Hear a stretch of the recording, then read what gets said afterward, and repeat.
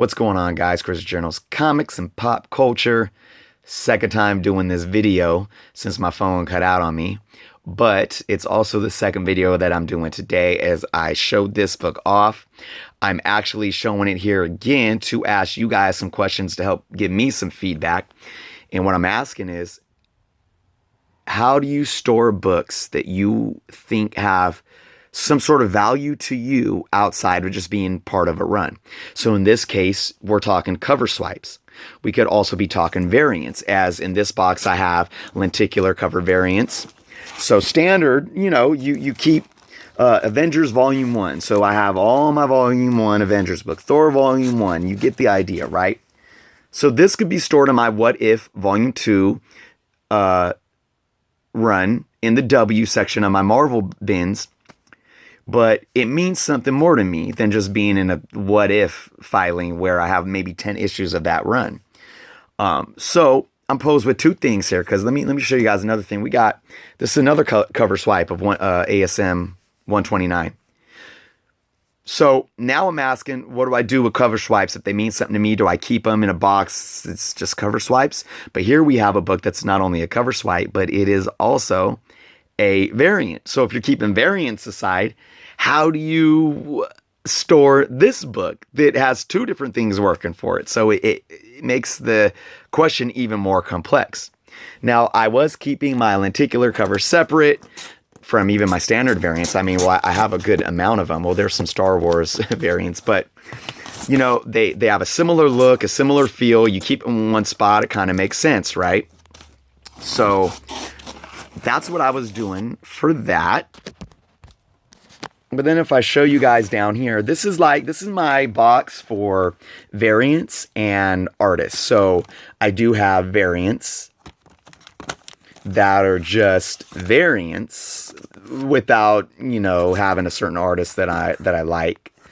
Venomized variants are all in one area. Makes sense, right? Just like in that other box, lenticular variants were all in one area. And then I got artists, like Mark Brooks, variants.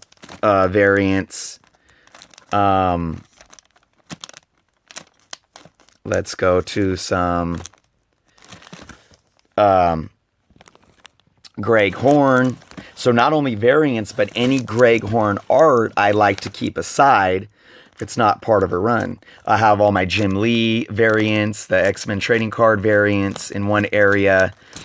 I have like J. Scott Campbell variants, and even some issues like, let's go to like this for Adam Hughes. I mean, they're not variants, but I like Adam Hughes. I like to keep them aside. But even these, I posed the question to myself, what about the run? What about the run? And I feel more comfortable singling them out and keeping them in their own box if it's a run that I'm not really working on or caring about completing.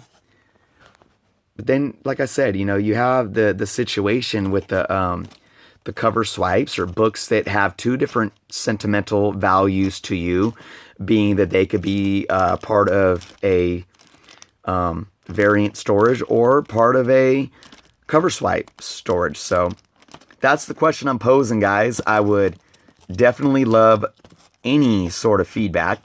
Here's another one that could be stored in variant, or I can store it with my 3 different 129 cover swipes, where we have the Deadpool, the What If, and the Punisher. So I don't know, guys. Where I'm at right now is I'm going to keep all these filed together. But that's the question. I want to hear some feedback. I would love you guys to comment and give me your thoughts and what you guys do.